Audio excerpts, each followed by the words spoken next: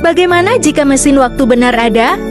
Jika ada mesin waktu, itu akan memiliki dampak yang sangat besar pada dunia.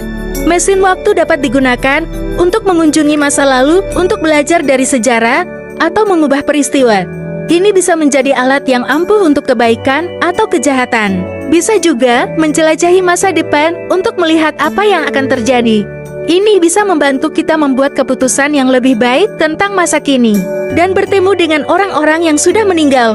Ini bisa menjadi pengalaman yang sangat emosional.